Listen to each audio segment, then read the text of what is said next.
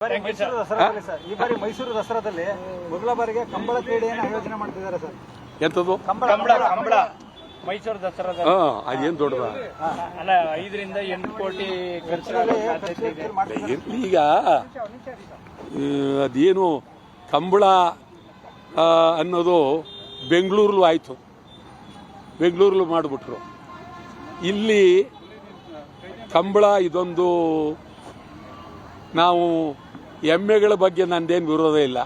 ಪಾಪ ಅವರು ಎಮ್ಮೆಗಳನ್ನ ಕರ್ಕೊಂಬಂದು ಓಡಿಸ್ತಾರೆ, ಅದು ಸಾಕು.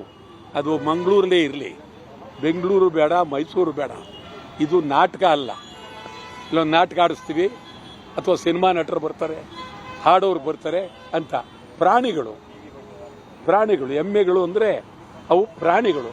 ನಿಮಗೆ ಪ್ರಾಣಿಗಳು ಅಂದರೆ ಗೊತ್ತಿದೆಯಲ್ವ? ಆ ಪ್ರಾಣಿಗಳನ್ನು ಹಿಡಿದು ಓಡಿಸ್ತೀವಲ್ಲ, ಆ ಹಿಂಸೆ, ಇದು ಹಿಂಸೆ.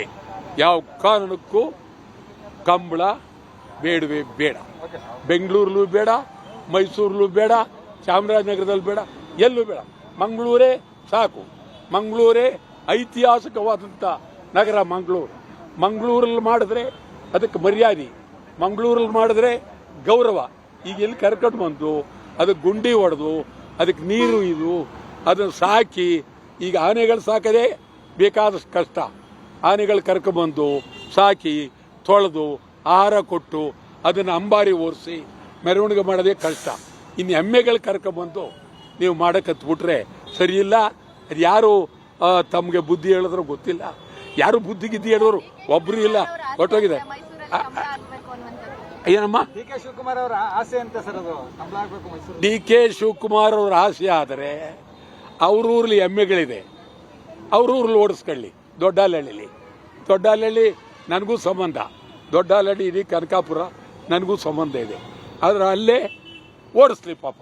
ಅವರು ನಮ್ಮನ್ನು ಕರೆದ್ರೆ ಬರ್ತೀವಿ.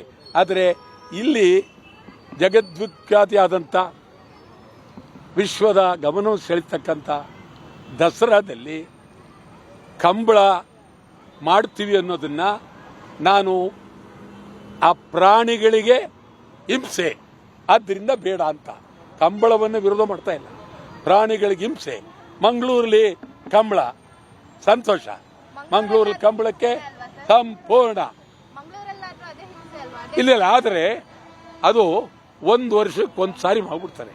ಇಲ್ಲಿ ನಾಳೆ ಮೈಸೂರು ಬಂತು, ನಾಡಿದ್ದು ಚಾಮರಾಜನಗರಕ್ಕೆ ಬನ್ನಿ ಅಂತಾರೆ, ನಾಡಿದ್ದು ಕೊಡಗು ಬನ್ನಿ ಅಂತಾರೆ. ಇದು ಎಲ್ಲ ಕಡೆ ಆಗೋಗುತ್ತೆ.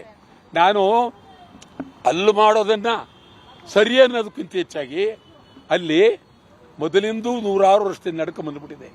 ಅದನ್ನ ನಾನು ಕಡೆಗಾಣಿಸ್ತೀವಿ ಅಂತಲಲ್ಲ.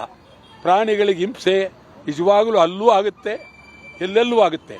ಅದು ಈಗ ನಿಮ್ಗೆ ಹೇಳೋದಾದರೆ ಎತ್ತುಗಳು ಗಾಡಿ ಕಟ್ಕೊಂಡು ಅದರ ಪ್ರಮಾಣಕ್ಕಿಂತ ಮೀರಿ ಇಲ್ಲಿಗೆ ಹೋಗ್ತಾರೆ, ಜಡ್ಗ ಗಾಡಿ ಕುದುರೆ ಕಟ್ತಾರೆ. ಆನೆಗಳು ನಡೆಸೋದು ಕಷ್ಟವೇ. ಆದರೆ ನಾವು ಪರಂಪರೆಗೆ ಬಂದಿರತಕ್ಕಂಥದ್ದನ್ನ ಬೇಡ ಅಂತಕ್ಕಂಥದ್ದು ಸರಿಯಿಲ್ಲ. ನಿರ್ಭೀತ, ನಿಷ್ಪಕ್ಷಪಾತ, ವಿಶ್ವಾಸಾರ್ಹ ಸುದ್ದಿಗಳಿಗೆ ಮತ್ತೊಂದು ಹೆಸರಾಗಿರುವ ನ್ಯೂಸ್ 18 ಕನ್ನಡ ಈಗ ಆಪ್ನಲ್ಲೂ ಲಭ್ಯವಿದೆ. ದಯವಿಟ್ಟು ಇಲ್ಲಿರುವ QR ಕೋಡ್ ಅನ್ನು ಸ್ಕ್ಯಾನ್ ಮಾಡಿಕೊಂಡು ಆಪ್ ಡೌನ್ಲೋಡ್ ಮಾಡೋದಕ್ಕೆ ಮರಿಬೇಡಿ. ನಿಮ್ಮ ಬೆಂಬಲ ಹೀಗೆ ಸದಾ ನಮ್ಮೊಂದಿಗಿರಲಿ. ಧನ್ಯವಾದ.